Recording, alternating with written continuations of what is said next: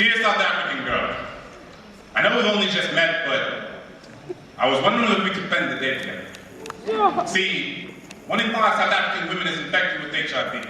1 in 3 black men in the United States is dead or in jail, so basically, the world is saying that neither of us should be here. But somehow we are. So let's not ask questions, let's forget about the passports, the statistics, the language barriers, let's just spend the day together. Let's stand on top of Table Mountain and watch the sunrise. Have the wind dance along the dimples in your cheeks, chiseling proverbs into our faces the way Moses must have chiseled the 10 Commandments.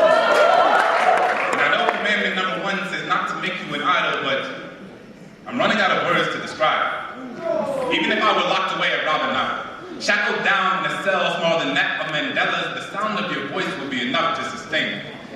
There's something about the sweet disposition emanating from your vocal cords, the assonance in your accent, the way you make Zulu, Suta, and Xhosa sound like the languages God meant for all of us to speak. Let's have a braai in your backyard, or over plates of beef and pop, I'll have conversations with your grandmother, a woman who doesn't speak much English, so we talk with the tips of our fingers, immersed in the cross-cultural game of charades as she tells me about how you became the woman you are today, listed on top of a gold mine, and watch kids play soccer on street corners made of dust clouds and daydreams.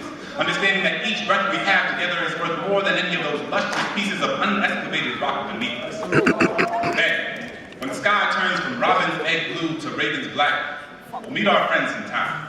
Have the sounds of house music and hip-hop levitate our limbs like the wings of a reborn phoenix, bodies shifting in symmetry with the smoke and sounds around us. Then, I'll bring you home, and we'll make love like this was our last chance. Like Armageddon was waiting outside our window has given us 2 hours to immerse ourselves amidst each other again. And when we're done, you might have to do like the teachers, the nurses, and the public service workers and go on strike because it's going to take a really big wage increase to keep you from staying home when you know what's here waiting for you. You are a student at this, paying your own way through this Roman Colosseum of a school carrying books in your hands as if you were holding the keys to heaven. You are a young girl in a village in Eastern Cape who has just become the 3rd wife of a man twice her age but still studies by candlelight each night long after everyone else has gone to sleep. The one who says she wants to grow up and become a doctor to heal the sick because she's sick of seeing her brothers and sisters dying from things that could be prevented.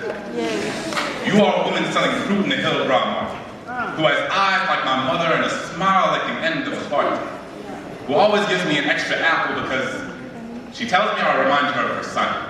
A young man in the military who gave his life trying to rid his continent of dictators, genocide, and the remnants of a colonial era that this place did not deserve. You are beautiful. And I'm not saying everything will be perfect. Even the South African flag comes to a crossroads, but I promise that we'll work through it. I know that love can be tough, but sometimes the things you want most in life are the ones that you have to work hardest for. I know the world can sometimes exoticize you, stereotype you, and make you into something you're not. But I beg you, don't let our ignorance degrade you. People are always prone to fear the things in life which they do not understand, and you are nothing less than a queen. Please, don't ever forget that.